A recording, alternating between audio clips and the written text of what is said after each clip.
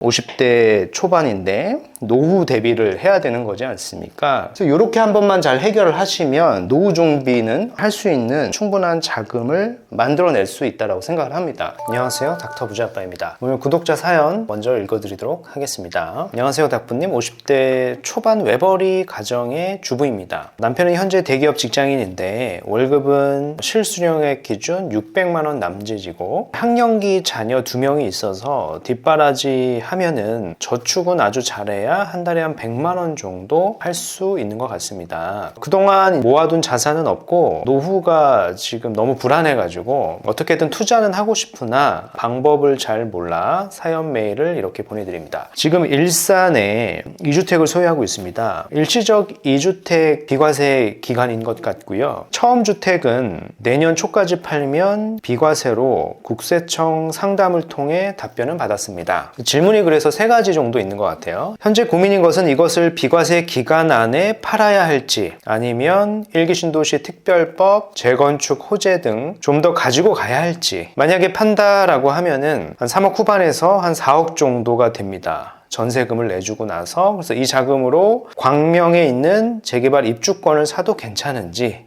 문의드립니다. 남편이 현재 거주하는 주택은 팔고 싶어 하지 않고 굳이 판다면 자녀들을 다 교육시키는 뭐 한 5년이나 한 6년 후쯤으로 생각을 하고 있다 보니까 제가 닥부님 영상을 통해 입주권을 만약에 취득을 하게 되면은 이 기간을 좀 최장 기간 가져갈 수 있다라고 하는 부분을 알게 됐고요. 그리고 이제 금액대에 맞추다 보니 이렇게 광명을 보게 되었습니다. 어떤 식으로 의사결정하는 게 재테크에 도움이 될지 고견 부탁드립니다. 이렇게 사연 주셨거든요. 크게 이제 질문이 3가지가 있는데 이 3가지를 제가 조금 요약을 해가지고 정리해서 말씀을 드리도록 하겠습니다. 첫 번째 질문은 일산, 일기신도시죠. 뭐 특별법 얘기도 나오셨고 뭐 재건축까지 뭐 가지고 가야 되냐 뭐 이런 얘기를 하셨는데 객관적으로 한번 보자고요. 일기신도시 중에서도 평균 용적률을 보면 용적률이 가장 낮아요. 일산이라고 하는 지역은. 그렇다 보니까 아무래도 재건축의 가능성은 높은 거는 맞습니다. 다른 일기 신도시 대비해서 언급하신 단지가 있는데 가지고 계신 아파트가 있는데 제가 이제 공개는 하지 않겠습니다. 그걸 뭐 팔아야 될 수도 있으니까. 제가 생각하는 방향성은 이거예요. 연세가 보면은 50대 초반, 남편분의 나이는 없지만은 아마 더 많을 가능성이 있지 않습니까? 근데 이 일기 신도시의 재건축이 될 때까지 우리가 기다리기가 시간적인 여유가 그렇게 많은 것 같지는 않다. 즉 시간이 여기는 너무 오래 걸린다라는 거고, 시간이 오래 걸리면 어떤 문제가 있냐면 어찌됐건 우리가 조합원이 돼서 조합원 평형 신청을 하고 분양금을 어찌됐건은 내야 되는 건데 이 분양가라고 하는 게 지금보다 오르면 더 올랐지 내려가는 건 쉽지가 않죠. 뭐 이런 부분들도 있고 문제는 또 있습니다. 이제 주변에 이제 공급량인데 일산이라고 하는 지역보다 어떻게 보면 입지가 더 좋은 지역에 대규모 공급을 앞두고 있어요. 3기 신도시죠. 고양 창릉. 어떻게 보면 입주 시점이 이 3기 신도시 입주가 일산 1기 신도시가 재건축이 되는 시점보다 더 빠를 겁니다. 그렇다 보니까 내가 내 나이 때 이 재건축 호재를 보면서 기다렸다가 노후 대비까지 하기에는 이런 여러 가지 리스크가 존재를 하는 겁니다. 그런 상황임을 좀 아셨으면 좋겠고요. 두 번째 질문이 뭐냐면 일시적 1가구 1주택인데 A에서 B이죠. 그래서 B를 내가 팔아야 되겠느냐의 질문이거든요. 사실은 이런 질문을 하시는 분들이 이제 굉장히 많은데요. 특이 케이스죠. 내가 이 주택을 A라고 하는 종전주택이죠. 종전주택을 자녀에게 뭐 증여를 한다거나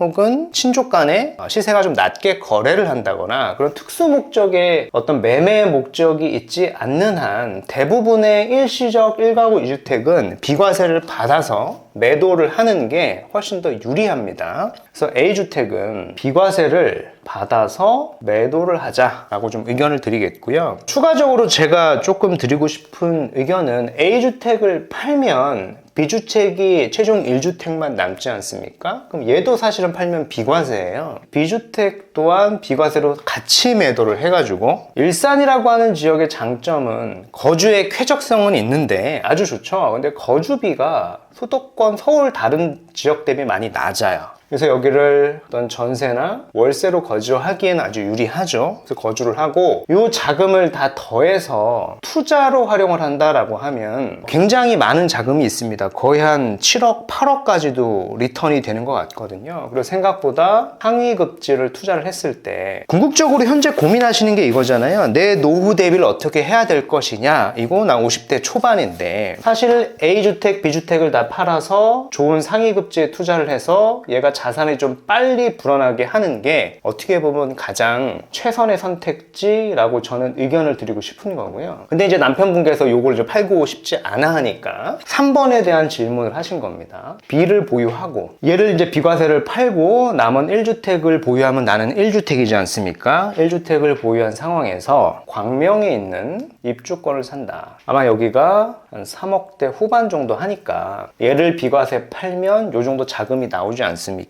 그래서 자본에 맞춘 것 같고요. 여기를 투자해도 될까요의 질문인데 제가 이제 바라보는 광명은 물론 이제 좋은 지역은 맞는데 사실 지역이 넓지 않아요. 광명이라고 하는 지역이 생각보다 넓진 않은데 그 지역의 규모 대비 앞으로 공급량이 너무 많아요.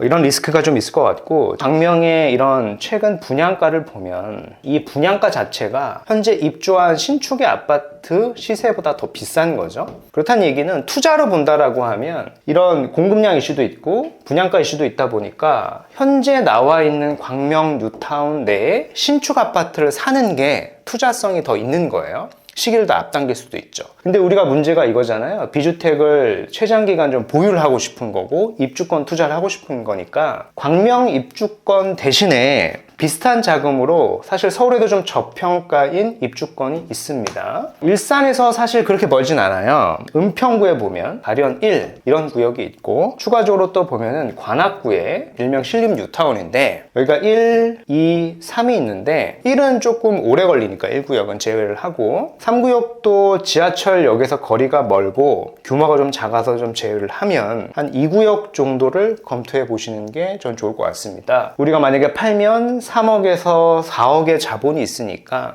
이런 것들을 사놓고 목표로 하셨던 5년, 6년 동안 내 아파트에 충분히 거주를 하고 얘 시세 상승분까지도 취할 수는 있겠죠. 비과세 전략을 취하는 겁니다. 1주택, 1입주권 비과세 특례를 얘기하는 거고요. 근데 이제 무엇보다 앞서야 되는 의사결정이 뭐냐면 어차피 나는 일시적 1가구 2주택 비과세 특례 기간인데 A주택을 비과세 팔아서 매도를 하고 B주택까지 비과세를 팔아서 일산의 거주 비용이 낮으니 이렇게 거주를 하시고 요 상위급지로 투자하시는 게 궁극적인 고민이 이거잖아요. 50대 초반인데 노후 대비를 해야 되는 거지 않습니까? 그래서 이렇게 한 번만 잘 해결을 하시면 노후 종비는 할 수 있는 충분한 자금을 만들어낼 수 있다고 생각을 합니다. 근데 만약에 이 선택지를 하는 게 아니라 가련이나 신림, 소액의 입주권 투자를 또 하게 되면은 뭐 5년, 6년이 지나도 다시 어떤 노후에 대한 고민을 그때도 다시 하시게 될 것 같아요. 그러니까 충분히 어떤 문제를 내가 해결해 줄 수 있는 수준은 아니라는 거죠. 얘 시세 상승분이. 근데 물론 이제 광명보다는 얘가 조금 더 유리할 것 같다라고 정리를 해드리고 싶습니다.